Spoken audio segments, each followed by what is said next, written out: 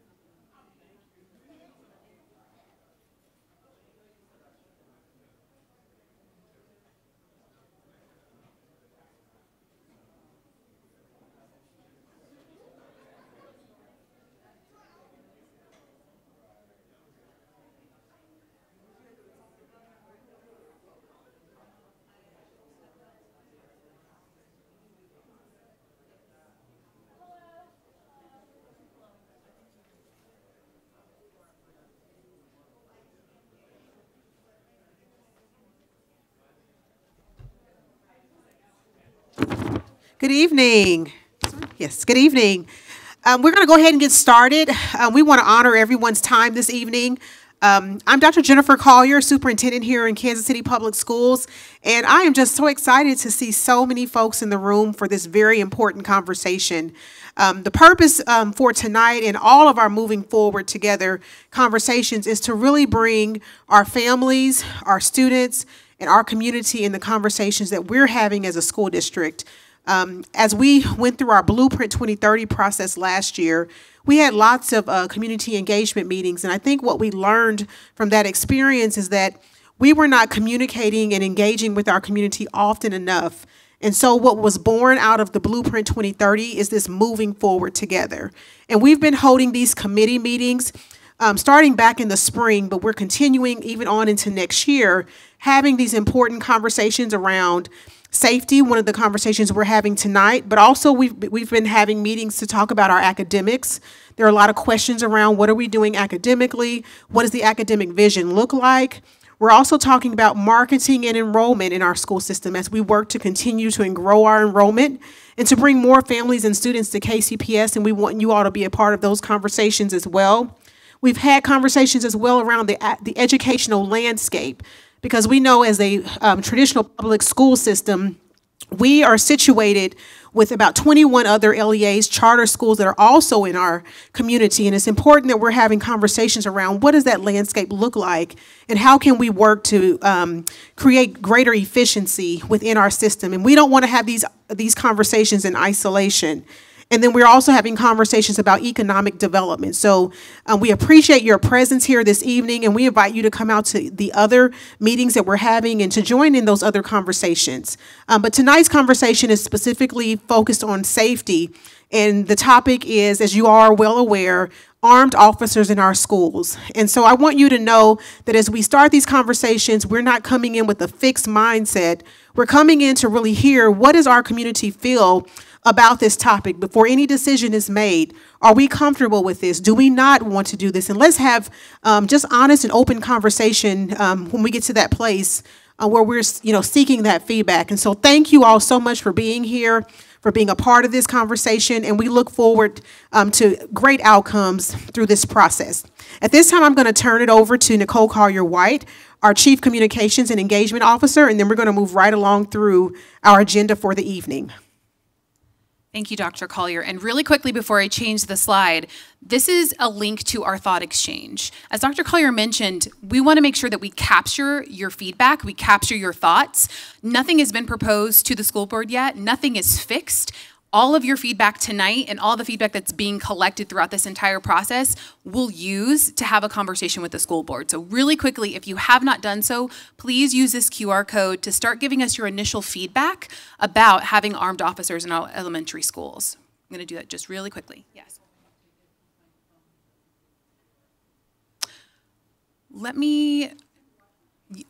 So she's having a tough time getting it on using the QR code on her phone. Do you have another mechanism? Yes. Yes. We do have a link. Let me see if I can get Jasmine to post the link because we do have that. And she's actually back there in the booth. So I'll make sure that we have that. And there's going to be a follow-up. So this is kind of your initial thoughts, and then we'll do an afterthought. So after you hear the presentation, we'll capture it that way. So this is not going to be your one and only way to provide feedback. Okay.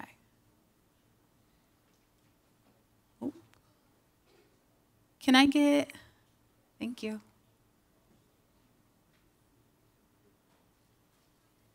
Okay. So as Dr. Collier mentioned, this is moving forward together. Every month we have 5 committees that get together, have conversations about a variety of topics. So those committees are academics, safety, security, marketing, enrollment, education, landscape, and economic development. If you look on the back of your agendas, you will actually see all of the goals. Hey guys, can I get my clicker? Sorry. You will actually see all the goals for every committee. And so these are made up of community stakeholders, They're made up of parents, students, district staff members, and so we get together every month and have deep dives into our specific topic. And what we decided is there are a lot of things that kind of spur out of those conversations, and we need a much broader community perspective on those topics. And that is where tonight came out of. So we actually have a safety and security committee that meets every month. They talk about a variety of issues, one of them being bringing armed officers into our elementary schools. And before we can do anything, we have to get broad engagement. And so our team has gone to individual schools and done engagement. We've done online things, but really tonight is a mechanism to get broad feedback. And so that's kind of where we are this evening. Okay, and to facilitate the conversation, we actually have hired Aspirational Insights. So you'll see Dr. Carpenter in the back if you want to wave. After you hear the presentation on armed officers, we're going to actually turn it over to him. And so you'll be able to ask questions, get feedback, and we'll record all of your statements and kind of pull out what your recommendation would be to administration. So we do want to put some meeting norms and just kind of working agreements out to the group. The first is to just stay engaged. This is a deep topic. There's a lot of things that are going to be incorporated into the presentation by our vendor, but I just want to make sure everybody stays engaged and stays focused. Leave space for unpopular opinions. There are some people that are going to be for, some people against, some people that are neutral, and that's okay. That's what today is for. Everyone has an opinion, and we want to hear absolutely all of them. And we're going to leave space for pushback, we're going to leave space for challenge, and for questions. And then listening with respect to all voices in the room. No matter the opinion, as long as it's done in a respectful way, we're going to listen, be focused, and respect those who come with their opinion and their voice today. And encourage everybody, honestly, to use their voice. We want to make sure not only 2 or 3 people are talking, but it's an open space and feel supportive for everyone to provide their feedback today. And then ask questions with an open mind to explore all options. Because we may not come to one solution, it may be a variety of things. So just being open to exploring whatever options may be on the table. So these are the proposed meeting norms and agreements that we hope everyone can obey by while we're working today. And then again, just so everybody can see, these are our 5 committees. Dr. Franklin, do you want to stand up and wave really quickly? Dr. Franklin is over our academics. And then we have Dr. Daryl Davis. You want to stand up? Over there, over safety and security. I'm Nicole Collier-White, over marketing and enrollment. Jesse Lang, right here, over education landscape. And then Kathleen Pointer in the back. She is over economic development. So if you want to join any of those committees, we encourage you to come. If you've signed in, we can send you specific email invites. But there's much more than just this topic tonight that we need feedback and we need action on. All of the committees have goals and have hot topics that they want to explore throughout the year. So we're excited to hear from you. And we hope today isn't your first or your last time working and being part of moving forward together. Okay. And then let me see if I can get you all the link. So, and just a heads up, at the November 16th meeting, these are the topics that each of those committees are going to be talking about. So safety and security is going to be doing a presentation on bullying prevention and the response by KCPS. Marketing, we're going to be talking about what are the KCPS parent organizations. Academics will be focused on school-based assessments and how do we use them. The education landscape is going to be focused on the KCPS charter collaboration. And then the Economic Development Committee is going to be talking about affordable housing and how you can help advocate for affordable housing in partnership with KCPS. Okay, I'm going to go back to this as we switch over to, I think Dr. Davis, you're going to introduce our presenter today. And then I will work to get you the link for the survey so you don't have to just do the QR code. Thank you, Nicole. Welcome and good evening, everyone. We really appreciate your attendance here this evening and for your feedback and input into this very important discussion. We do have quite a few here, so we won't belabor it. I do appreciate some of our committee members being present. We have engaged as a committee for several months. We've also engaged at 4 different elementary schools in each of our feeder zones. So this is our 5th engagement session. This is our largest turnout, and so we're really excited to engage everyone in this discussion. I will bring to the microphone Mr. Vaughn Baker, who is our consultant from Strategos, and he will take you through his presentation. Afterward, you will hear from Dr. Dennis Carpenter, who will facilitate our post-presentation dialogue. Thank you, Dr. Davis. Good evening. Heard some of you say good evening, the rest of you just said evening. So it depends if you're having a good evening or not. I'm having a great evening. I want to thank you guys for being here on this tough topic. Can we all agree that the world's not how it should be? Is that something we can agree to? Yeah, that's I'm with you there. So I want you all to have the freedom tonight, when the time is right, to ask questions. I want you to have the freedom to disagree. I love that we can come together and have some honest dialogue about this topic. My job tonight is to present facts. I'm a real big believer in letting the data drive the decision making. And of course, feelings matter, of course. But I want to be sensitive to the topic that anybody wants to ask questions. If there's young children in the room, I'll give you a warning on one of the videos in advance. There'll be some, there's only one video, and it lasts just a minute. There will be some gunshot sounds, but I'll warn you. Yes, please. I'm not sure if an announcement's been made, but we do have a child care room. So if you want your child or children to go into that space, Kathleen is standing there at the door. She is willing to take them in there, so they don't have to stay in here unless you'd like for them to. We do have child care available. Thank you. Sorry. Thank you, Doctor. Really quickly. We also have translation services. Peggy is in the back if you need it. She's waving her hand. And then we did post this code. So if you go on to join.com and enter the 9-digit code, that's a way to give response to this survey without doing the QR code. So we can leave this up for just a minute. And that way, if you want to still give your feedback, you can do that without using the QR code. I apologize. Thank you. No problem.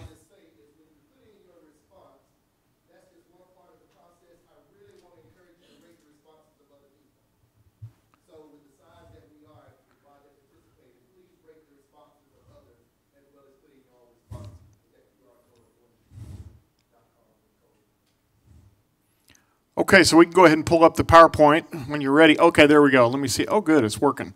Okay, my name is Vaughn Baker. I'm president and co-founder of Strategos International. I'm not going to spend too much time on who we are. Sometimes we get asked what the word strategos means.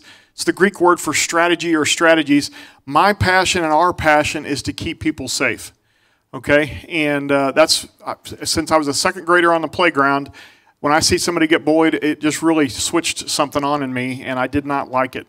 So that's my passion, is to keep other people safe and to teach them how to keep themselves safe. We've served over 300,000 folks in 15 countries on different safety and security related topics. Schools specifically, over 2,500 schools, 500 districts across the country that we've worked with. We're exclusive provider from the Missouri School Board Association, and we've worked with lots of academic and school clients in the Kansas City area.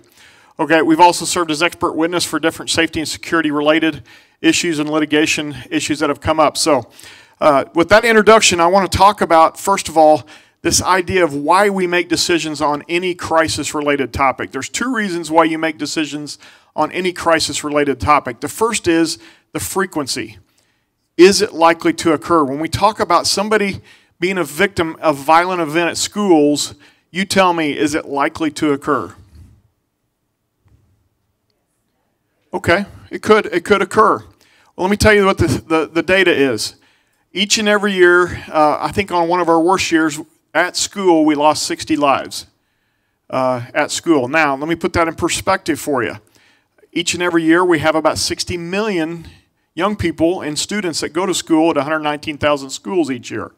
Okay, doing the math, is it likely to occur? Not likely, but there's a second reason why we prepare for any crisis-related event that's security-related. The second is, what would the impact be if it did occur and we weren't not prepared? In other words, what would the consequences be if we didn't prepare and that event occurred? That is typically what we're talking about on any crisis-related event, why we prepare.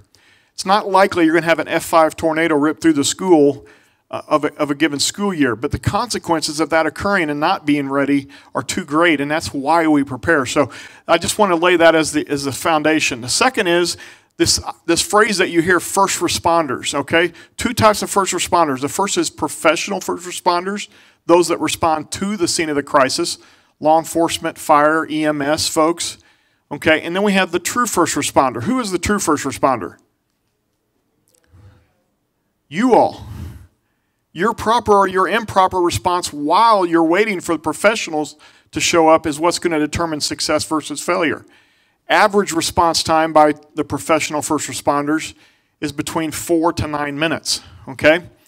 The record response to an in-progress violent event at a school is 2 minutes, okay, by law enforcement. In 2 minutes, we had 2 SWAT teams that arrived on scene and was able to stop the attack. Guess where that occurred at? Any guesses? It was a major event at a college. Anybody have a guess where that might have been? Who said it? Virginia Tech, okay? Record response by law enforcement, but what other record did we set on that day? Number of people killed, 27 killed, 33 wounded, okay? 2 minutes does not sound like a long time. What's your name? Janiyah?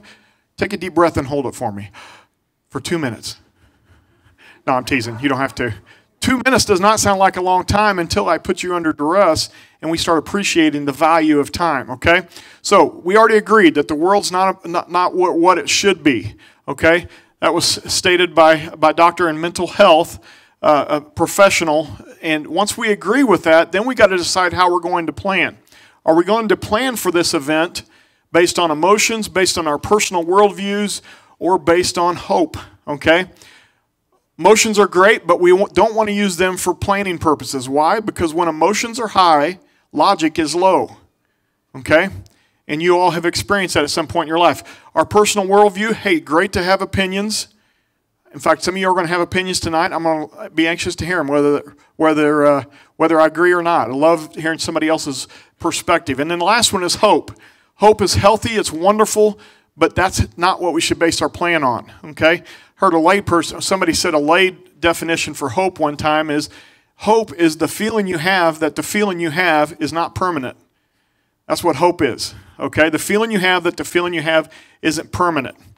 So the question is what should we base our preparedness and our planning on? Well, what we would suggest is we're going to base that on data, on facts, on math, and on time. Okay? So on this particular topic, I want to just present the facts. Although I want to hear people's feelings, I definitely want to hear those, but I want to present the facts, and then we can decide, and you all can have an opportunity to voice your opinions. Okay, the beautiful thing about math is it's not political, it's not religious, it's not emotional, it's not ideological. All of those things on the left are subjective. Everybody's got an opinion, everybody's got a worldview, everybody's got a perspective on each of those 4 things. Okay? But math is a pesky thing. It's a fact. Okay? And math has determined how many people were victims in violent events at schools in the past. And math is going to determine in the future how many people are a victim. Okay? Not only math, but time as well. Here's what the data says. Looking at over 212 violent events across the country, here's what the data says. For every 10 seconds that somebody has access to people that cannot protect themselves and they haven't been educated on how to protect themselves and prevent access from the attacker to the victims, one person is going to get shot every 10 seconds. That math isn't even accurate, though, because in the first 2 minutes, that's the average. In the first 2 minutes, it's actually worse than that. Okay, so if they have access, 4 to 9 minutes is the average response time. 5 minutes is 300 seconds. Divided by every 10 seconds, we have 30 victims. Okay? And that's just for 4 to 9 minutes is the average response time for law enforcement just to get there. Then they got to figure out where within your facility they got to go. So on average, one person shot every 10 seconds, 6 people every minute. Okay? But in the first 2 minutes is when it's the worst. Why is that, do you think? Why is it worse in the first 2 minutes than the subsequent minutes? You just said the word. Are you cheating? I'm teasing you. Awareness. What is going on? What is happening? People are saying, okay, what's that noise? There's a phenomenon that occurs in every single one of these events called normalcy bias. You and I are biased to the normal that takes place each and every day. In fact, we're so biased to the normal that when the abnormal occurs, we have difficulty accepting the crisis. And when we have difficulty accepting the crisis, we come up with substitute realities of what is actually happening versus accepting the crisis. We cannot properly respond to a crisis that we do not accept. That's why that first 2 minutes is critical to getting people to accept the crisis so they can go ahead and implement their plan, okay? So here's what the math said. If it takes a minute to stop the attack, it's 6 people victimized. 3 minutes, 18. It's the real numbers in the first 2 minutes are 8 to 14, 20 to 26, and then it averages out to 1 every 10 seconds. In 5 minutes, 30 people will become victims. 10 minutes, 60. 17 minutes, 102, if you do the math, okay? So the value of time, we've already illustrated the value of time. Now, if we don't have any young people left in the room, do we? Because I don't want them to be here. You will not see anything on this video here that lasts a minute that is going to be visually disturbing. All you're going to hear is gunshots, okay? Have I got any math majors in the room? Anybody that's a math major? Oh, awesome. That's not very... You got your calculator ready? Did you get your calculator? Okay. Okay, so I'm glad you raised your hand because my next question is, do we have anybody in the room that took math? Okay, so I'm excited to hear that. Okay. So all I want you to do is count how many gunshots you hear. That's all I want you to do. And be prepared at the end of this video to tell me how many. Who's got a stopwatch on their phone? They can get ready. You got one? Okay, get your stopwatch ready. When I say go, just hit your stopwatch. When I say stop, hit stop. Now, you're going to hear on this video, you're going to hear gunshots. This video was taken at Virginia Tech outside of Norris Hall by a student. You won't see anybody be victimized. All you're going to hear is gunshots. When I say go, you'll start. When I say stop, you'll stop. You're going to hear wind noise. You're going to hear static noise, but don't count that, okay? Just the ones you know for sure, gunshots. Here we go. We'll turn the sound up here.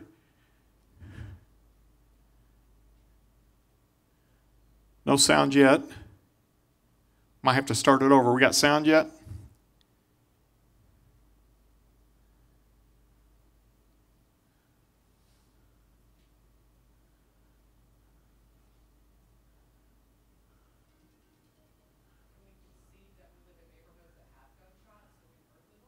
Yep.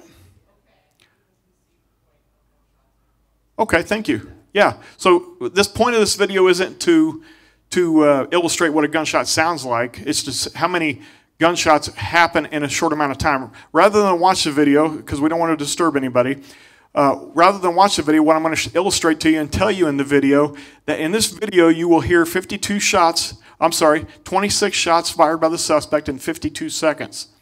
Okay, and the point of that is to show how many people can be victimized in less than a minute.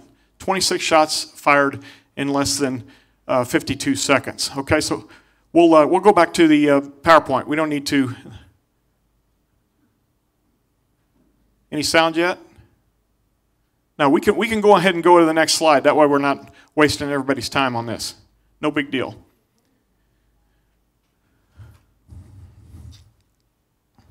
There we go. Okay, so here's the reality time in minutes. First shots in the first minute, 1 victim. Second, 2 minutes, 16 victims. 3 minutes, 21 victims. Police are finally dispatched. I'll talk about that here in just a minute. Takes a while to call 911, get them to answer, and get the call dispatched. 6-minute mark, we got 34 victims. First officer arrives on scene. In a perfect world, it will take 4 minutes. Most of the time, it's longer than that. And then the attack ends at the 7-minute mark. We can talk about that first minute, 1 to 9 victims versus that 7th or 8th or 9th minute. Okay, but again, illustrating the adjusting for reality. In the blue at the bottom is how many actual victims we would have, because that first 2 minutes is where most people are going to be victimized. Okay. Now, I'm going to ask you this question here. If somebody comes into this room right now and starts victimizing people with a gun, how soon do you want it to stop? You want to stop in 10 minutes? No? How about 8 minutes? 5 minutes?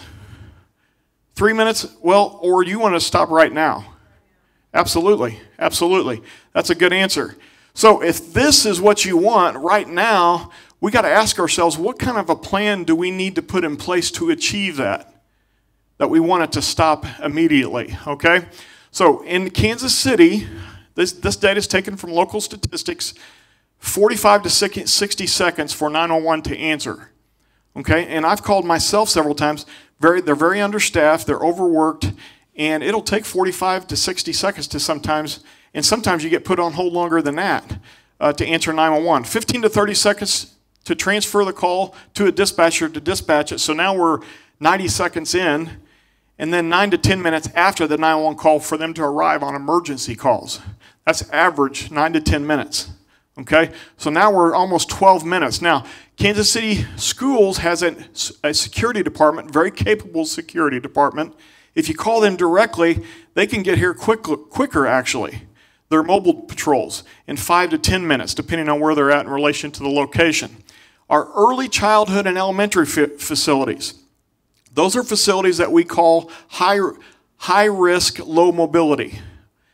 And it would be the same to me as a rest home. Why is that? What do I mean by high risk, low mobility? Because it's hard to get groups of people to move quickly from those areas. Hospitals would be another example of that, high risk, low mobility.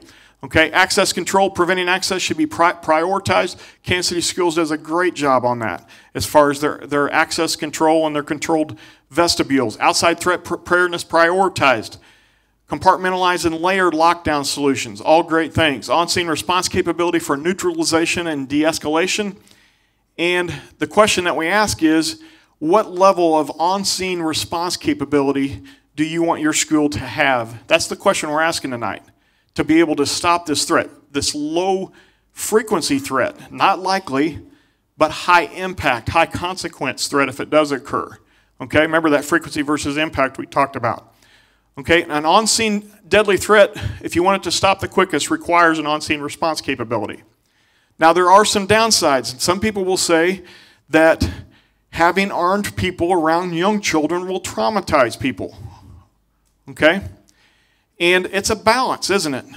Okay?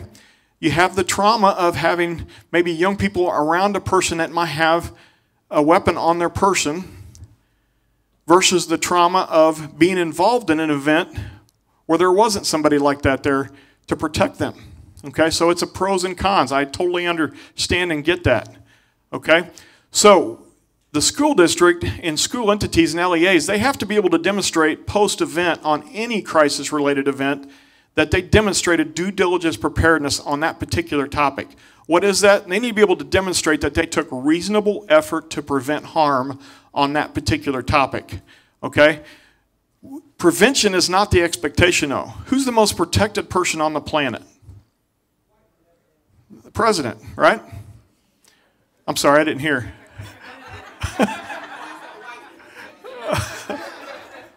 Well, that would be true in the last two, but the one before that, it wouldn't be true. But yeah, I would agree with you. President's the most protected person on the planet. Billions of dollars, thousands of people dedicated to protecting. But guess what still happens? If they can't prevent it from occurring at that level, prevention can't be the expectation at the school district level. So they need to be able to demonstrate that they took reasonable effort in advance based on that crisis and responsible preparedness based on that event. Now I want you, I'm almost done here, I want you to get in the mind of the attacker of these particular attacks. A lot of psychology has been done on these people that commit these acts. This right here is their worldview. To them, everybody in the world is in one of these two categories. Either you're a victim or you're a victimizer. That's their worldview. Guess which category they have thought which category do they perceive themselves to be in their whole life? The victim category. The nature of their act is they pick a location where everybody else at that location is going to act like a good little victim. That's why you don't see these guys show up at the police station very often. Because their goal is they want to set up large body count and casualties.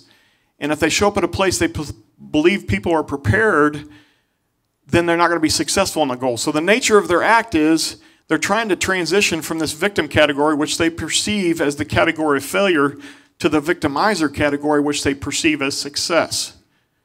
Okay? So that's their worldview there. And I already talked about they want to set the new record.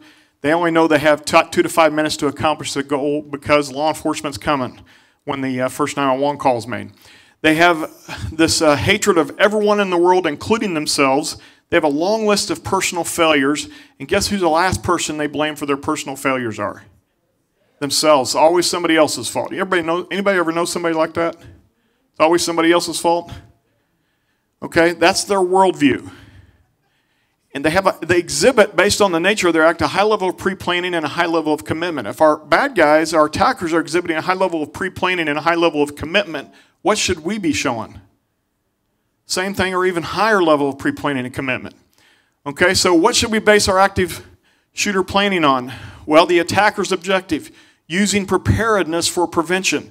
The fact many of these guys will pick a different location to commit the attack because they know the location they'd like to do it is prepared.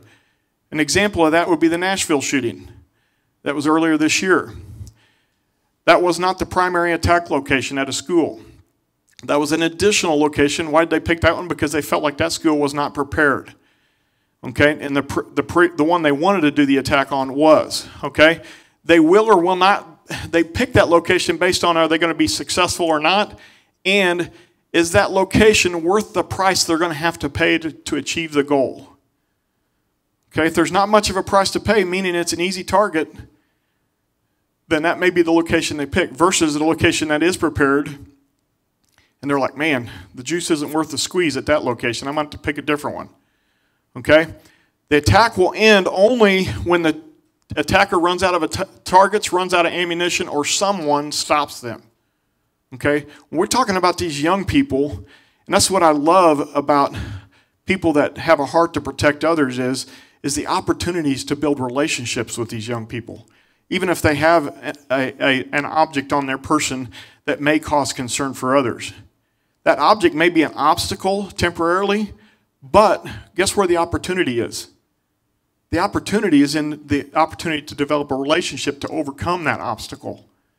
Okay, I recognize that could be an obstacle, but I can give you a story. I just got an email today from a first grade teacher that was bragging on a protector that happened to be armed, and it was a female protector, and she was bragging on her saying, you can't believe the difference that this young first grader is doing in class because the mentorship process that has taken place. And I got that from a local school district here just today that I could even forward to your leadership if you'd like. Okay, here's the facts, and we're going to summarize and wrap it up here, and then we're going to facilitate a discussion with Dr. Carpenter. These incidents happen suddenly without warning. It's violent, it's ugly, it's deadly. Okay, I hate that it occurs. It's over quickly, 3 to 8 minutes. Many people are shot each minute that we don't stop it. If you don't have a plan to stop it in the first minute, you can plan on double-digit victim count. Any plan works great on the day the attacker doesn't show up. Okay, everybody thinks they got a great plan because nothing bad's ever happened before. That doesn't mean you have a great plan. We want a plan that works great if, God forbid, they do show up on that day, based on facts, time, math, and reality. Okay? Not our perception and not our worldview or our opinion. We want something that we know has been demonstrated to work based on that. So I'm going to turn over to Dr. Carpenter and let him facilitate a discussion, and I'll be happy to answer questions as we need to here. Thank you guys very much.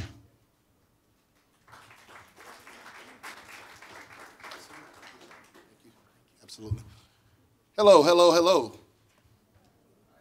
I know I'm probably the one standing between y'all. What's the best television show on Wednesday nights? Whatever it is, I'm probably standing between all of you in that show. And so I'll be mindful of that. Uh-oh, somebody's got a favorite show back there they're thinking about. No, so let's go back to the exchange. And we've heard this information, but we want to kind of see where our thoughts were prior to this and kind of dig into them a little bit. So some of you had a chance to participate, others of you did not. Let's go in here and answer this question. If you've already answered, if you have another thought, put in another thought. But the primary thing I want you to do is rate the thoughts of other people as well. So go into this QR code if you can. If you can't go in that way, go to tejoin.com in your web browser and put in the 373-099-171. That should take you in. Ms. Tamika and Ms. Alexandra here, if you run into any problems, just kind of put your hand up and let us know. But I want you to respond to this question. What are your initial thoughts about the possibility of armed officers in elementary schools?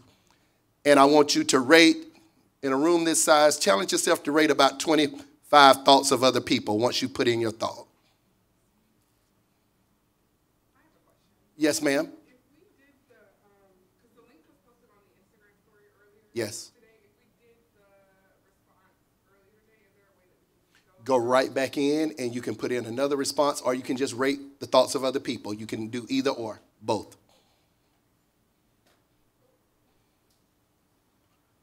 So put that page. That was really her. Mm-hmm. Right. Yeah, put that up. Yeah. Yeah, the first one, based on. No, not the one you're still curious about. The first one. I want the first one. This is the first one. Yeah. Okay, perfect. And go back to the QR. Go back one. Just click on that arrow at the bottom. Click on that arrow so they can get back to the QR code if they're not in. There you go. And then when I'll put my hand up and you go over. All right. Go ahead and press play.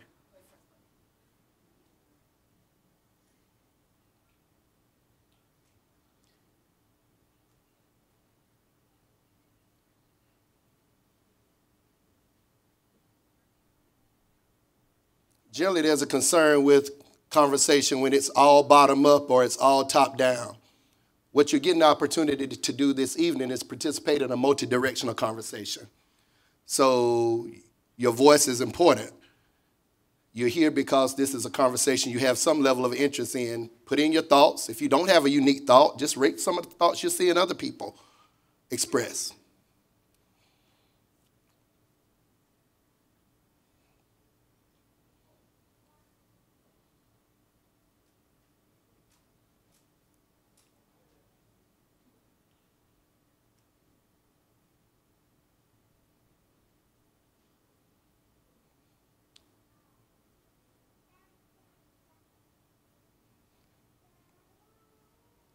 Did everybody get a chance to get in before we change the slide over? But keep participating.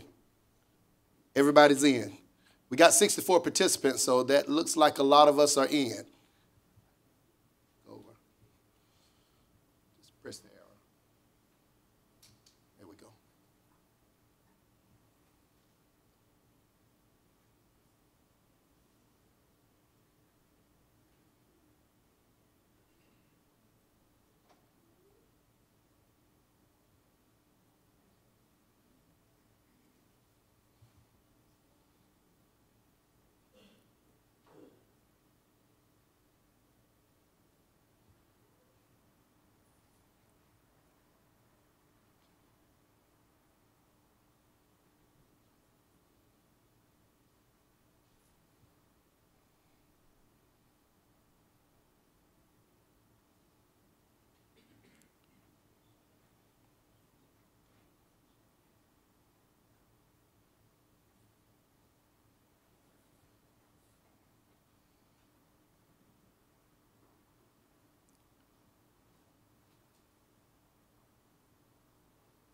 We've heard from strategos, now we're having a conversation with each other, pretty broad. So far, 44 unique thoughts have been offered, and those thoughts have already been rated over 320 times. So you're going to get a chance to see where this conversation is shaping up here in a second. On the right-hand side, you see the top thoughts. Nothing about that makes a thought a winner. It just means that a lot of people have interest in that particular thought. Some people always think, oh, mine's at the top, I won the exchange. I don't think there's a winner. The winner is a great decision in the best interest of all the young people in the greater community here in Kansas City. That's when we win.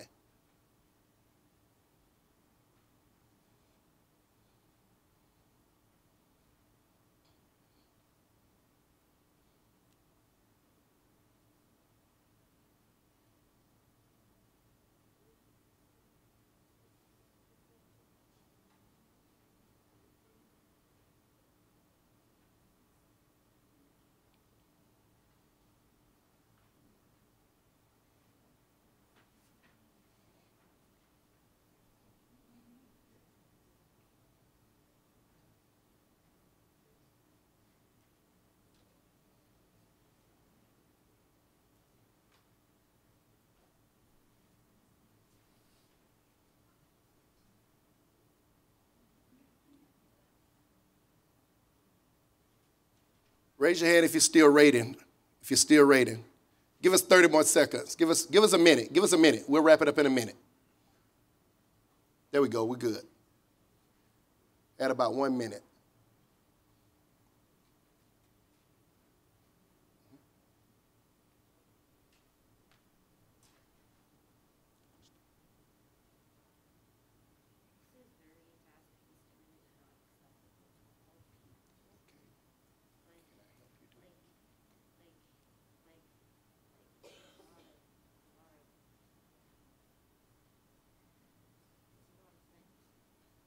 Did you get into it? You didn't get into the QR code? I got you. But and it stays open, so she can it'll stay open. She can keep utilizing it. Perfect. And this conversation, it's not even going to wrap up tonight.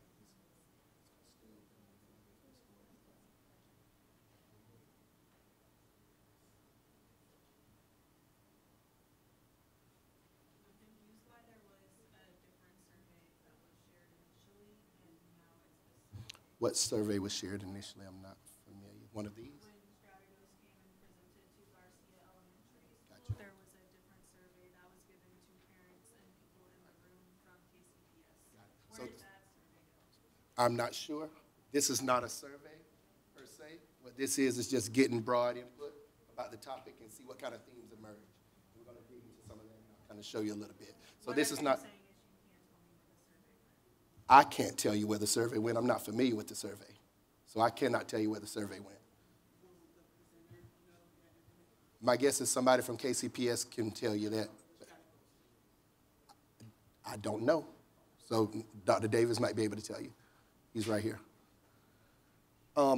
Okay, just for now, and this is going to stay open. You can continue to participate in this particular exchange, but just based on, because when we started today, there were only about 9 responses.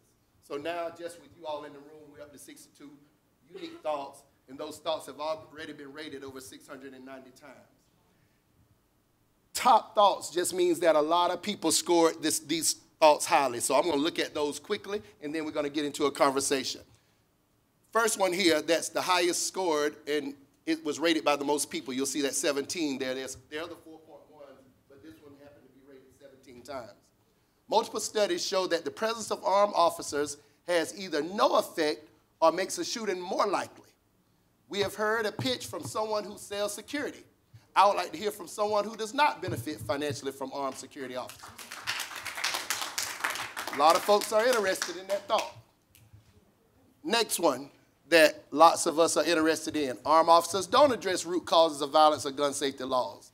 Money for police and schools take away money from proven violence prevention measures and resources for schools and teachers.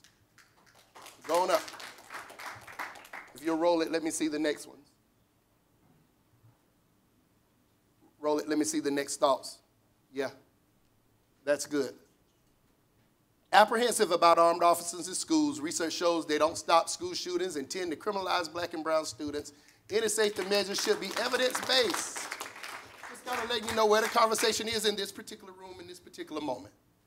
Mainly questions come to mind. Are they really needed? Will they be prepared and able to actually respond to a crisis? What data and evidence is used? Due diligence. Now, if you will, take me to all of the analytics, and we can kind of see. But these are the top thoughts. Those are the things that received the highest score. So quickly, there's some theming that went on here based on the 62 or plus or minus responses that came in. There's something going on in this conversation that just a lot of mixed thoughts that they don't really fit in a group, and we could dig into it and find out with more time. Police presence is an issue. Click on police presence. That's probably some of the thoughts we just saw. You can click on it. Yeah, so right there, that's kind of the things we just saw about armed officers. Definitely feel that armed officers are, some people think that they are needed. Go back quickly. Let me look at something else. We'll dig into all of this quickly and we'll hear from each of you. Are some brave souls. There you go. All right. Apprehensive about, no, take me back to the data page. where the line graph was.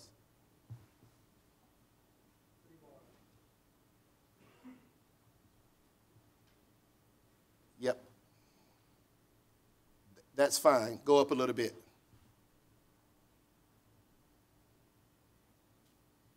Yep.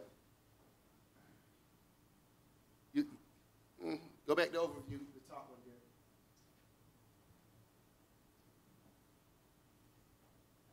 Results overview at the top. Oh, yes, results overview. I'm sorry. Results overview. There you go. There we go. All right. No, come back down. Go back. Take me too fast. Take me too fast. Down a little bit more. Down, down, down. There we go. Come on back to the top of that. Yeah, there we are. Then it gave zero information on how an officer will help. Didn't share a single data point suggested worthwhile. Multiple studies showed presence we already talked about. Apprehensive criminalization of black and brown students going up a little bit. There you go. Main question, yep, we just talked about that. Strategos, seen that. All right, keywords, going down, keywords. Now, these are the words, if you stop it, yep, right there, if you can put that on the screen, you probably want to get that bottom word too if you can. These are the words that came up most in the highest rated thoughts. So there's something in this conversation. People are concerned about prevention. There's a concern about violence. Whatever we're doing, somebody wants it to be effective. We got to make sure that we believe in what we're doing. And you can click on all of these words, the district key, and I can work with them on it, and you can kind of go into the exact thoughts about what went on in these highest thoughts and what this is about. But watch what happens when you go back up to that top right-hand corner where the star is. Now click on the number. Those are the words that came up most in the highest rated thoughts. If you click right here, I know why I'm getting papped on my back. If you click on the other one, these are the words that simply just came up the most. Click on the number inside of the conversation cube. Yes, ma'am. All right. Armed and officers was the biggest thing in this conversation. Elementary. We're talking specifically about elementary schools. Click on elementary. Let's see what's going on. We haven't talked about elementary. It is important we maintain safety at all elementary schools. It is important students, parents, and staff feel safe daily. Word for students in urban areas, King looking like a correctional center. We saw that one earlier. I'm against armed officers. They further perpetuate a divide in the community. I'm opposed to having armed guards in elementary schools. Math facts, school districts losing students, considering other schools. Adding guns to elementary schools help you lose them more. All right, go back and let's see. I want to look at the differences report on the left-hand side. Click differences. Go, there you go, right there. Because clearly there's some kind of a divide going on in this conversation. So scroll on down, let's see it. All right, so here's how this conversation is breaking down right here. 12 people, 6 people, 15 people, 3 people. But the difference is Group A rated these things high. Group B rated them low. But also there is some common ground that we can get to there. Click on View More. Okay, go ahead. You're gonna need a little more data before it shows you what those differences are. But we see that there is a divide. Scroll on down. Yep. When you close it, dear, that'll come up when you close it. But we can come back to that. Let's see if there are any brave souls, because when we go back to those top thoughts quickly, top thoughts in the results overview. Let's go down to thoughts that are in the room, but they're not necessarily at the top because they're real. They are somebody's reality. So scroll on down. Show more. We're going to look at some thoughts because, once again, you're not a winner or a loser. If it's thoughts in the room, we need to bring that part of the conversation out. Let's start right here in the middle. I was honestly horrified, not at the school board as much as the thought that we live in a world in which we could possibly need armed guards. My child is already terrified of gun violence. Seeing someone with a gun at school every day will exacerbate that. So that's kind of in the middle of the conversation. It's important to maintain safety at our elementary school. So there's this pull and tug between having armed officers and what? But even posing that question, you have equated armed officers with safety. That statement just says we maintain safety. Absolutely. That's what I was getting ready to say. You're exactly right. There is not a direct correlation. There's no causation between an armed That's okay. There's no causation presented between an armed, not officer, an armed civilian in an elementary school setting and safety. Right. So when you close this out, if you close it out, then that AI will kick in. I can already see by looking at it what it's going to tell us. There's a group of people that want armed guards in schools. There's a group of people that don't want armed guards. And my guess is that's the larger group when we saw the 16 based on the thoughts that came to the top. But in the middle of this conversation, I guarantee you what it's going to show us is that both sides are saying they want the elementary schools safe. That's going to be said on both sides. So you're right. There is no correlation. But that's what's happening in this conversation. We got distilled down to armed guards. And we got distilled down to armed guards before we got here. That's probably why we showed up tonight. But now that we are there, I think everybody can agree that they want the elementary schools safe. We can all agree on that. So then the question becomes, what are the steps to get there? What are the steps to get there? So there's something over here that I want to pull from because it's been doing this. So I want to pull on it right here. Go ahead. Is it possible to see the breakdown of who's in the room and what elementary schools they represent? Yes. So staff versus parents and what schools? Absolutely. And then this conversation is going to, the reason we won't close it completely is because this conversation will keep going, I think, for a few more days, the way I understand it. But yes, right here, you can kind of see who we are and where we're from.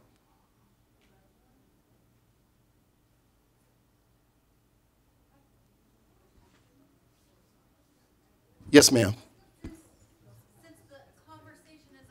Since the conversation is about how to keep schools safe, why are we talking about armed officers off the bat? Where did this idea even come from in the first place? Strategos?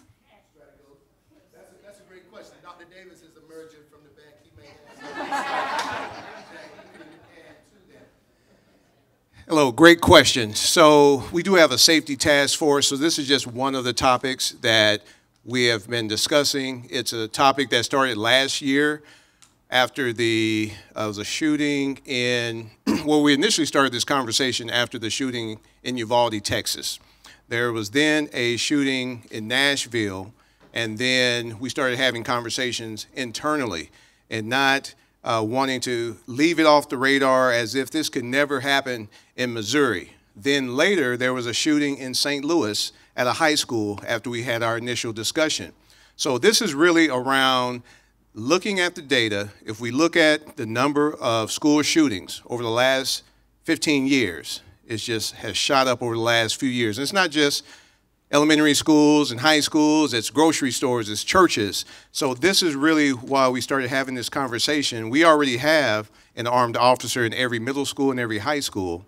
And so this conversation that we're having in Kansas City Public Schools, where we've never had an armed officer at the elementary level in the entire history of the organization, but we're looking at the changing landscape around the country. So we wanted to engage the community around, is this a direction that we should be heading? We did find out that North Kansas City schools, Fort Osage schools, have already moved to adding armed officers in their elementary schools for the same purpose that these shootings are going on around the country. I have a couple comments, one back here, then the go here. Hi, my name is Helen. I work with youth, so I don't have a kid in the system. But I think it's very strange that we're talking about armed security for shootings when in Kansas City Public Schools, I think the most major tragic event was a stabbing between two students in a school with armed security. So I just feel like it doesn't really line up with the reality that we're in. So I'll add a little context, and you all can trust and look at my track record and see that I'm pretty unbiased in this conversation. But here's what I want to offer to you. I can agree with the perception that the conversation, if it's about safety in elementary schools, then we are at armed officers. And I think Dr. Davis just gave us some pretty clear roadmap in terms of how we got here. I'm fortunate enough to work with a safety company that ain't selling no armed officers in every elementary school, let me be clear. But the conversation is about how do you make all schools safer without hardening them and compromising the learning environment? How do you make all schools safer without hardening those schools and further compromising the learning environment in spaces where those environments don't need to be further compromised? So that is a big, big conversation. Saying all of that, a resource officer is like any other measure we put in place. It's not what you have, it's how you utilize it. It's not all about what you have, it's more so about how you utilize it. Like when I was looking at the AI earlier this morning, I saw something that the AI had generated that said it might be beneficial to have the resource officer, and wasn't the word we saw, Tamika, deal with student behavior, I think. And so when I saw that, I'm like, oh, that shouldn't be the reason that a resource officer is in an elementary school, based on my experience, is to curtail behavior. That resource officer could be there to be another caring, competent adult who can build a relationship with some child in a school building that might serve as beneficial if anything happened. And I do know this about armed guards in schools and about this whole notion of tragic school shootings. The chances are there, but the greater chance is just the individual that brings in a weapon, and a weapon just compromising the campus. And then who is my person? Who is my trusted adult that I go to and say, I ain't really trying to tell on nobody, but I didn't like what I saw this morning at the bus, so y'all might want to go talk to little Michael. And so an armed resource officer who can respond quicker, i.e. the research that Strategos provided, can be that type of a person too. But if you get them into that behavior element, then I start agreeing with some of the thoughts that I see up here about this whole bias and how it generally breaks down in a way that's not equitable and that type thing. But it doesn't have to be that way. I can point you to schools, elementary schools across the country that have resource officers, and it's not that way, in urban settings too. So we can do it, but it's not having the officer, it's how to utilize it. That's just my own personal experience I wanted to offer there. We want to do just a couple comments. Hi, I'm Stella, and whenever I was in elementary school, it's like even whenever it was an intruder drill, and I have really bad anxiety, so having an armed officer like in the building, I feel like just for an elementary school, just having an armed officer would make the students feel like they're not in a relatively safe space because they're there for 8 to 9 hours a day and they're worried about having somebody come into their school and with open fire. Right. So there's work. I want to speak to that because I've heard this in Baltimore City. And I just left Baltimore City a few weeks ago having a different conversation. And I heard something very, very similar from a student group. Can we do just a couple more? We have a lot of people raising their hands. We just want to. They're itching to open it up, so if we can just do 3 or 4 more. I would like for us to spend the remainder of this time hearing from those who were here, because we really do want to hear what you have to say. So we'll just kind of pass the mic. We're listening. We will take the feedback that we have here through the thought exchange, but we do want to give you an opportunity to share your thoughts. We want to hear that. So if we can spend the bulk of the remainder of the time doing that. So just raise your hand. I see you. We have a lot of people. I am going to go to people that have not made a comment yet. So if you've already made a comment, please let others share first. All right. Thank you. Hi. My name's Josh. As far as bona fides, I am a veteran of the United States Marine Corps Infantry. I served in Iraq. I have a master's degree in mathematics. I make my living doing data analysis, and I was a high school teacher.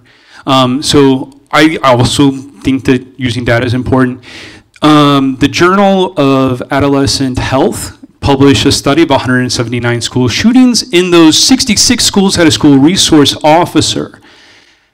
There was no statistical significance in the outcome compared to the presence of the officer. The officer is, at best, not something that makes it worse in the case of a school shooting. To go beyond that, so we got to talk about things beyond school shootings because they're not going to help there at a statistical level. There's just no evidence. So what do they do inside of the school? In general, they tend to elevate nerves. They make people feel unsafe. In 2020, there are 3 major metropolitan areas. It was Portland, Seattle, and I think Denver, Colorado, dedicated or pledged to remove all SROs from all schools because both the staff and the students felt more unsafe because they were present. I do think those are statistics that we need to take into consideration whenever we're bringing these armed officers into the schools. What are the actual facts on the ground? What does it look like when we measure it and we take our feelings out of it? It's not about, do I feel safe with someone around the gun? Like, does the person with the gun actually make us safer at the end of the day? Currently, the answer is not really, but it does correlate positively with increased arrest down to the ages of 5. Hi, my name is Bridget Barclay Sudol. I have a 2-year-old daughter, so I am not in the correct demographic yet, but I do work for an entity that works in the Kansas City Public Schools. I'm not here to represent City Year, but there are moments that kind of shape you. When I was a junior in high school, AP European History, I remember it distinctly, suddenly a frenzy broke out in my school, and that was the day that Columbine was shot up in Colorado. And since then, 25 years ago, we have increased guns in school. We have increased resource officers in school. We have increased security measures in school. And yet school shootings continue to occur and continue to increase. So I would like to see something done where maybe we don't just keep spinning the wheel and keep reinventing the wheel, and maybe we come up with solutions that actually stop school shootings. Making my way, making my way. Hi, I'm Janaya. I have a child in the system, and I also work for the schools. I am for armed officers in the schools, just because where she is, if something were to ever happen, the pre-K classrooms are the first classrooms as soon as you enter the building. I don't know if you guys have been into schools, but the little people are first to the door. Also, I think if we educate children that the armed officers are there to help them and not scare them, I think that will also help, because I don't know how many times a day I have to tell little kids, like, no guns. Like, your kids know what guns are. The amount of times I have to tell them to stop building them, it's 2023. We're gonna have to, like, stop sugarcoating them or, like, act like they don't exist. They're very much here. They're only getting closer. So I think maybe we should first educate kids, educate parents, like something like that. Also, what was I gonna say? I think that's pretty much it. Like, kids, they know what they are. They see it everywhere. We have tablets, we have cell phones. They're maybe 4 and 5, but I think because of the technology, they know way more now than ever. So I think if we start with education, like, they're here to help us, they're not here to hurt us, I think that's where we start first. But they definitely should be in schools. Are we able to ask Strategos questions as well? So I was told at our last meeting that it's going to happen, that they're going to be in schools, but whether or not they're armed is the question at hand. But they are going to be in schools. Is there a way, with the financial gain that you guys would have, is there a way to reconstruct schools to where people can't just get into the building without, like, verification of who they are? Because I know how Holiday is set up. You can't just walk right in. They have to open the doors for you. They have to, like, okay, know who you are. If they are able to be in, like, the office setting before they even get to any kids, could we construct schools that way? Outstanding question. And I should have said this earlier, so I apologize to those of you that had the incorrect perception. Strategos doesn't get anything out of this. Kansas City Public Schools has a very, very capable security department of over 70 officers. They're going to continue to do that, and the question is, are they going to grow that department? So we get nothing out of this. So those that think that we have a dog in the fight, we really don't. I appreciate everybody's opinions here, and especially the gentleman back here. I'd love to visit with you more offline. So not to try to convince you, but I want to learn from you as well. So make sure we keep it fact-based. So thank you. That's a great question, though. Hi, my name is Maya, and I have one son who attends Garcia Elementary School. I am in opposition of KCPS hiring and contracting armed guards in their elementary schools. I do have experience with Strategos. They are currently contracted in North Kansas City Public School Districts, the district that I just transferred my son from. You are all at least taking community input in this decision, where North Kansas City did not. Let me be clear. There is no data that supports having armed officers keep schools safer from outside threats. There is ample data that affirms what I know to be true, and that's officers in schools make kids feel unsafe and are more likely to be criminalized. In kindergarten, my son eloped from school, and he was brought back to his campus by officers. When I picked my child up from school, I was told by the officer that, "Your son told me he hates me." And you know, first they run away from school, then they say they hate the police, next they bring a gun to school. My 5-year-old son was told in front of me and my mom that he will become a school shooter. What happened to Rory and what happened to me are also not isolated to just us. Do not enter into a contract with Strategos. Use funding to hire social workers who are more equipped to handle conflicts and interpersonal problems among students. Thank you.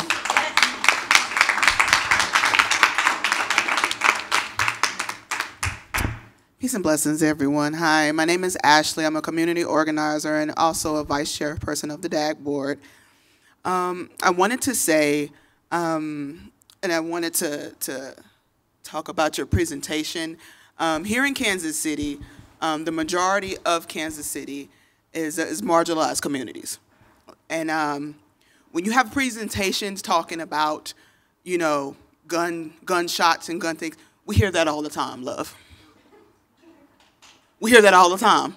So when you're talking about hearing these shots, and this is what we need to go to affect it, no, the majority of the children that I represent are housing insecure, are food insecure, and they have educational disadvantages. So I really feel like the conversation that needs to be in hand needs to be focused more on, you know, older children who commits acts of survival. Because let's just keep it real. Some of the crime that happens here in Kansas City, Missouri are because of acts of survival. And we need to think about resources, and we need to think about ways to go into that direction. Our children are one of the most impressionable people on the planet. And also, our children are one of the most marginalized people here on the planet. It is unfathomable to know how many unhoused children we have here in Kansas City, Missouri.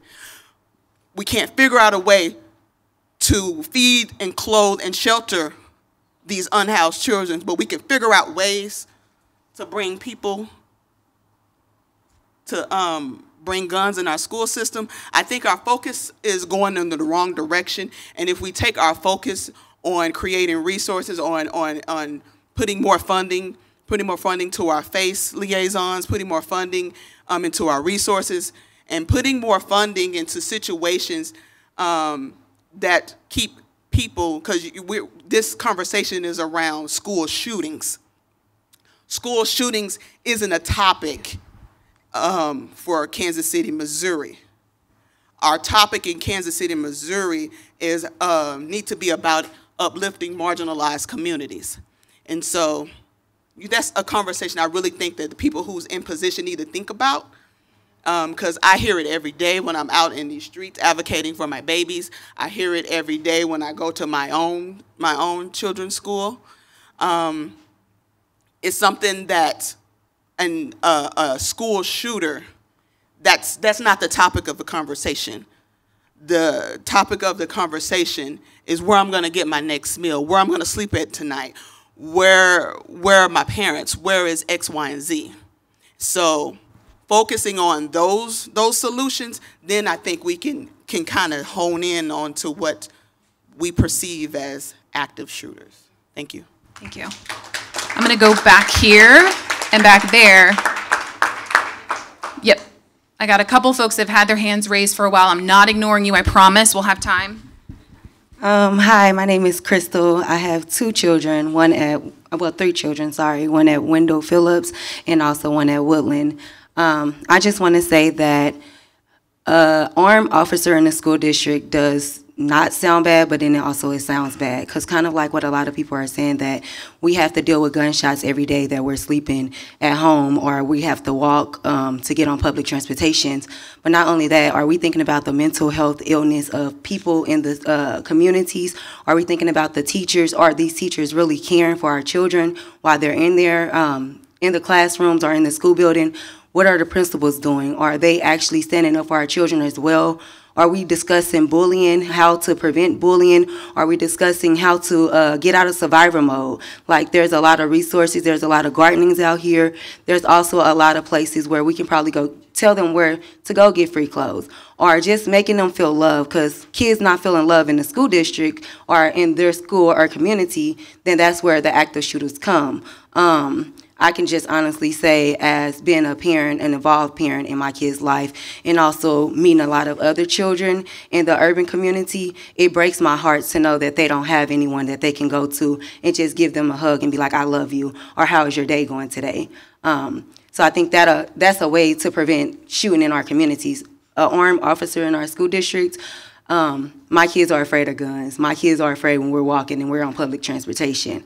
I can honestly say that I think that would be great. That would be awesome. But what about metal detectors? It will work. How does those work in elementary schools? We don't have those. How is teaching our kids about bullets, why they're not safe? How would those actually uplift our kids and make them say, okay, I'm not going to war with my country or in my community. I'm not going to war with anybody overseas either, because we have no reason to go.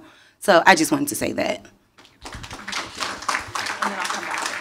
So I'm Tanisha. This is my first year of having a child go to a Kansas City school district. My other kids were at Catholic and charter schools. I'm okay with armed officers because, one, the school that my son at, they don't have a locked facility where you can go in. So when I go up, I do see officers outside. It doesn't make me feel scared. I don't think it makes my son feel scared. But if you're in a school and you see somebody come in with a gun, I think your kid would be scared. And if you have an officer that's there, you know, whatever rap that they get, it's not good. They're there to try to protect you. We know that, you know, officers, they usually put their life on the line for a child. But like when I went to the school today, I had an armed officer come to the car. They were very aware of what was going on. And he said, oh, does your kid go to Votech? I said, yeah. He said, okay, well, just wait right here because the bus is. So they're aware of other things also. And you guys remember the 5-year-old who shot the teacher a year ago? I mean, that was an elementary kid. What if that kid would have went in and shot a whole bunch of other people besides the teacher? So, you know, we just have to, I'm okay with armed officers.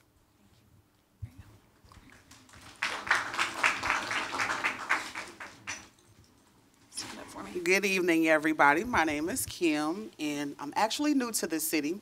So I would say that it's half and half for being with the armed officer and without.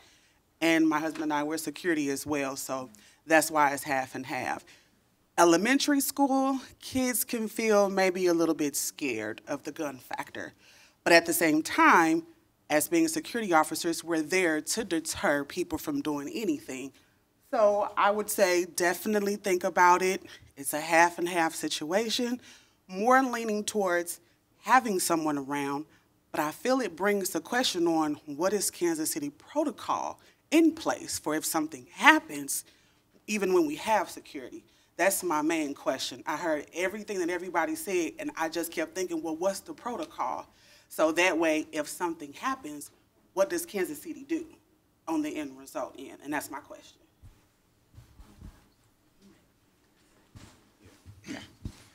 Thank you for that question. Right now, without having an armed officer or officer period in an elementary school, if something were to occur, clearly we're going to call 911. We're also going to alert our own internal systems. We do have security patrol that are armed, that roam our district boundaries, will respond. KCPD will respond. And then we do have our active shooter drill, where every school, they go through drills throughout the year where students and staff are trained to lock the door, get away from windows, et cetera. And we do prepare for an emergency even without having an officer in the building. That's our current protocol. Of course, it would be enhanced a little bit if we do have some other means of protection for people on site. One more here. Hi, my name is Natalie. I have a son at Holiday and also a son who is a graduate of KCPS. I think that an armed officer should be a last resort once we have exhausted all the other possibilities of what it takes to keep our children safe in schools, and if we really think that that, is an absolute necessity that would be able to keep them safe. Also, kind of going on some of the other comments, and I feel very strongly about this, is that what is the role of that officer? For me, the role would really be to help prevent or respond to external threats, people coming into the school, not there to police the students. In my personal experience of my son that graduated from East High School, that was not the role of the officers there. They were there to police the students. And my son was actually injured due to chaos that ensued after a way that officers responded to an incident within the school. And he didn't feel safe at school. It was a terrifying environment from him, and he came here from El Salvador, one of the countries with the #1 murder rates several years ago. So I think that that's just really saying something. And while of course high school is much different than elementary, and how officers, need to do their job within those schools, I do feel very strongly about, what is the role of the officer? It is not to police students. I'm going to get to a couple of people that have had their hands raised for a bit, and then I'll get over here and over there. Hello, I'm a student that goes to Southeast High School in the KCPS district. And if you guys know Southeast, you already know that we're over-policed. Over the course of, I want to say, the past 2 weeks, we've already had several cop cars at our school, and I want to say 2 students were arrested, as in arrested, put in handcuffs, being on the ground. Not to mention that we've been pepper sprayed multiple times by multiple police officers anyways. Since we're bringing up Uvalde, I want to remind y'all that it was an hour, SWAT gears. What did the police officers do? Wait for an hour. Those were 6-year-olds, 7-year-olds. I also want to remind you guys as well, there was multiple incidents in other states as well, where there has been school resource officers arresting 6-year-olds for fighting or saying curse words. It's evident that police officers are not the solution. Even being a high schooler, knowing that, knowing what guns are and stuff like that happens, is just, that's not the solution. I think what the solution can be is when it comes to the adult sides, you guys can also talk about the school, the gun regulations in our state anyways. If you've also done research, red states usually have a higher crime when it comes to guns anyways. So maybe we could talk about how to decrease gun usage. And usually if you do look up school shootings and what weapons that the school shooting has used, it's semi-automatic weapons. Maybe we could talk about decreasing the use of semi-automatic gun usages by civilians. No, I already don't feel comfortable knowing that I have to go to a school where I have to go through metal detectors or police officers. I'm sorry I have to bring this up, but I had a couple of cousins that has passed away due to KCPD officers anyway. So knowing that I have to see that every day, it just traumatizes me. We can also talk about the uses, not uses, but how bullying can also be decreased, all that, because I understand that bullying is a number one thing, but it happens in a different way. But we can just talk about, as adults, you guys can vote on how we can do different gun laws. I'm sorry. Also talk about funding social services. That can be a thing too, because if you guys, there has been an increase of drug use anyways, so you can maybe talk about why students are using that too, or why students are fighting, and why we feel the need to use handcuffs for fighting when there could be different ways, and maybe incorporate restorative justice practices in all of our schools. It's just, there's no reason why I should be seeing officers in my school pepper spraying us like we're animals or handcuffing us. It's not okay. If they're gonna do it to us, what makes you think they won't do little kids? It happened in other states, so they're gonna arrest little 6-year-olds, 10-year-olds like nothing. And not to mention, I also went to Northeast Middle School, where I experienced prejudice from school, from school resource officers, from them, and it just makes me feel very uncomfortable knowing that I'm being targeted for the color of my skin, or AAVE, just how I sound. It's just, no, there's definitely, it's a deeper issue. It's not just delusion just to put in officers in school. It's definitely deeper than this. Thank you.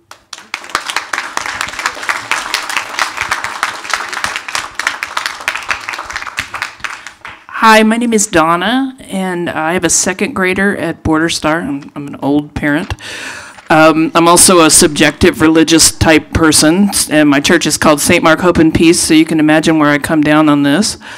But I thank you for bringing up the studies. Hi, Fiona. I think that it's really important that we have a data-driven conversation about this, and that we not try to scare each other with conversation about terrible things that are going to happen to us. I have a 7-year-old, and I spend my morning fast-forwarding through the news because there are almost always stories about children being harmed on the news, and I don't want him to confront that reality when he walks into school in the morning.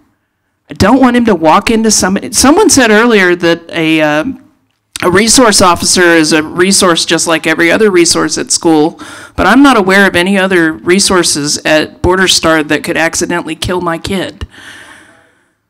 We got rounded scissors, but we're talking about bringing more guns into our schools. That makes no sense to me. The studies are clear. This doesn't help. So thank you to those who have brought up data, and let's please have the conversation there.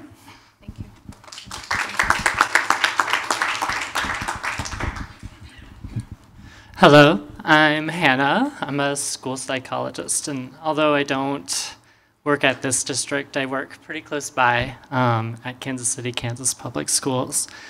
And I agree with all of the people who are pointing to the data here. I think armed officers in our buildings will only prove to bring much more harm, especially to Black communities, especially to Hispanic communities and special education students as well. And I think the thing that, I could go on about the data, and I think the only thing I haven't heard is research funded by the US Justice Department actually found that armed police officers in the school, the main thing they see as threats are the students themselves in the schools. And I have a really close attachment to making a positive culture within schools. And if we bring people in who are looking at our students and constantly doing threat assessments on our students, when most of the time, we know the students who are having trouble. And a lot of the time, all it takes is a simple check-in. At the beginning of class, how are you doing? At the end of class, how are you doing? And that profoundly can help these students feel more welcome, feel more attached to their community. And I'm told all the time that we have to focus on prevention.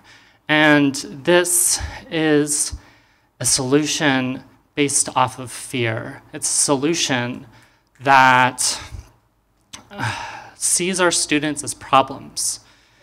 And we need to see our students as the hopeful beacons of light that they are.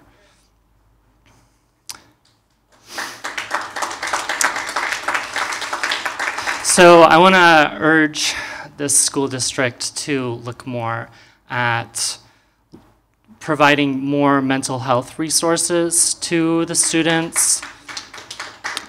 I want to see more social workers, because I know that social workers are bogged down every day and they need help. And I think, you know, we're talking about, well, what is the solution? I think that is the solution. We need more resources for teachers. We need more social workers, and we need more school psychologists. Thank you very much. I'm going to go back here.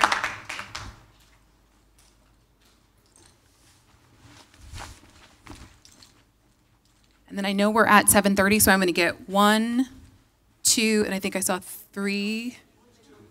3. Okay. Okay. Okay. Go ahead. Good afternoon. My name is Dalia Rodriguez. I agree and I respect every one of you. We have different decisions, but here is not colors. We respect. We have to do the best for our kids, you know, because it's not. I'm Hispanic, and you know, I told my daughter we have to respect. If all the decision they took is okay for our kids, Walmart has security. Here they have security. Why our kids, they cannot have security. That's my opinion. But here is not colors. It's the heart. My love for my daughter is my heart. I don't believe, I respect every color. I don't go by color. I go for the heart.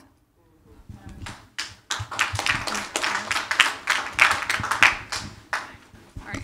I know I said you and then right there. Press the button. Could we later have a comment on any policy the system has on concealed carry? I don't know if there's one within the Kansas City Public Schools, but let me make another comment. Does the Kansas City Public School system have any policy regarding concealed carry? Okay, now I'm educated. Thank you. I spent 8 years in Chicago as an elementary school teacher. I recall one school I spent 2 years with, about 99% African American. They actually had 3 armed police officers. Some were part-time, but one was full-time. The full-time one was very similar to what Dr. Carpenter said. He had such a personality and relationship with the students that they loved him. And they didn't think of him as someone with a weapon on him. And I mean, the little ones would actually hug the legs of him and so forth and all that. So, you know, if you could get something like that, maybe people would think a little differently. But I'm sure that's hard to develop or recruit for. So I just needed to share that. Thank you. Thank you. Okay. Okay. I've got you. You're going to be my last comment. I'm going to go here first and then over there.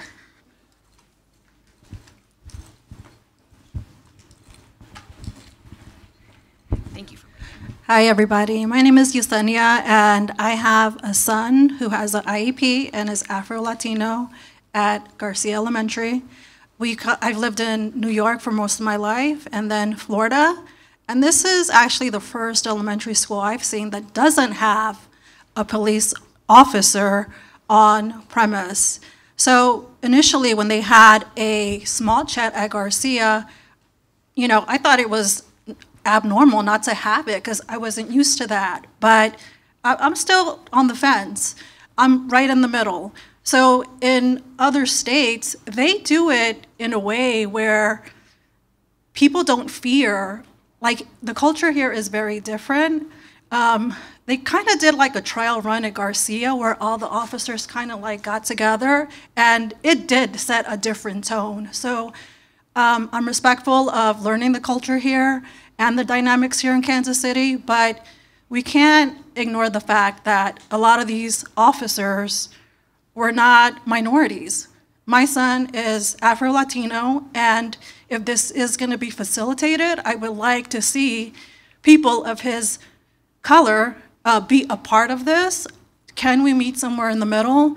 In other states, the officer, they just scout the perimeters. They're not armed in the school. They're just on the boundaries. Nobody in the school is actually armed. However, they do have a plan where if something pops off, we have this plan. So my question is, what is the plan? Can we meet somewhere in the middle that we're kind of segueing away from armed officers?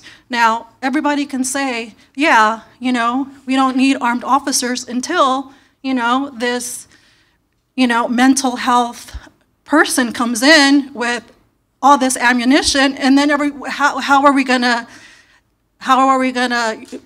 provide a solution for that without, guns? It's sad, but it is the challenge we live in. So I want to know could we do a variation of things?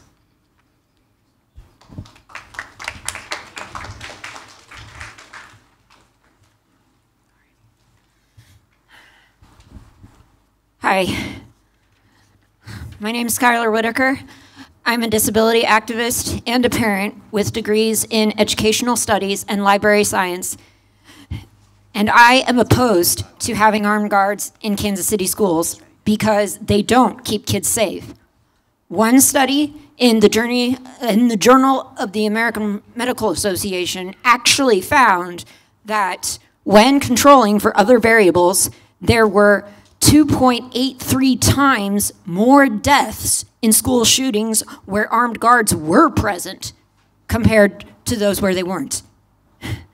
The fantasy that armed guards in schools will keep more kids alive is just that, a fantasy. And as other people have pointed out, armed officers will create a psychologically, emotionally, and possibly physically unsafe learning environment for Black kids and disabled kids in particular, who are more likely to be criminalized for bad behavior. This is personal to me because I have certain neurodevelopmental differences that are hereditary. And although my 12-year-old son doesn't have the same officially diagnosed disabilities that I do, we both know what it's like to be treated as a behavior problem because your brain works differently. We both know what it's like to be bullied in school and then get in trouble for trying to fight back because the people in authority don't care enough to understand our experiences. They just see us as a threat. My son doesn't feel safe around school authority figures. What he would actually need to feel safe is a learning environment where adults respect all children as whole people with thoughts and feelings that matter, and where adults prioritize helping kids with different abilities and different experiences learn how to work together to solve problems without using violence. That's what we should be investing our resources and energy into. That and making sure, like Ashley said, making sure kids have the basic resources they need to learn and thrive, like food, housing. Kids not having those things, that's a form of violence that happens every day in this city. Why aren't we investing our resources in that? Why are we talking about hiring armed guards, which is only going to reinforce the same old culture of using violence to solve problems? I also have a question. When will a final decision be made on this? Thank you, everyone, for your comments this evening. We have one more opportunity to engage in the discussion. This thought exchange will stay up for a few more days. We will also have an opportunity on November 18th to get our final input during our DAC meeting, and we will then, as an administration, make a decision based on all of the feedback that we've heard over the last 4 to 5 weeks. So thank you all for your input this evening.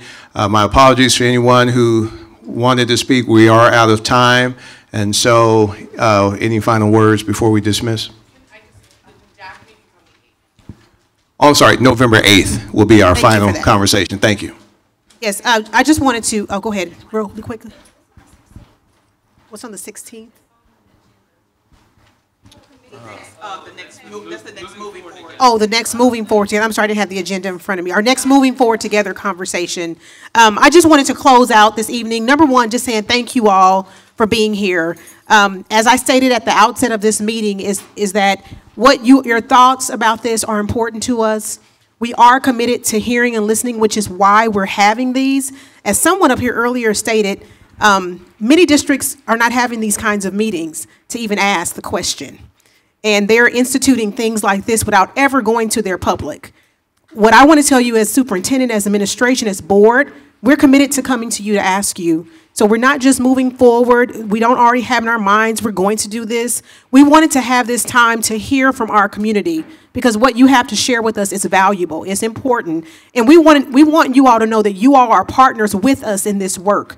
The school district, we can't do this work alone. We need our parents, we need our community to be involved. And so thank you all for showing up tonight and speaking up and sharing with us your thoughts. We will continue to look at the feedback from the thought exchange. It's staying open so folks can continue to respond to it. You can share this with others who you feel need to respond because we would like to look at all of this data once it closes and really kind of get a sense of what our community feels. But I think we've heard a lot tonight and I just want to say thank you for that.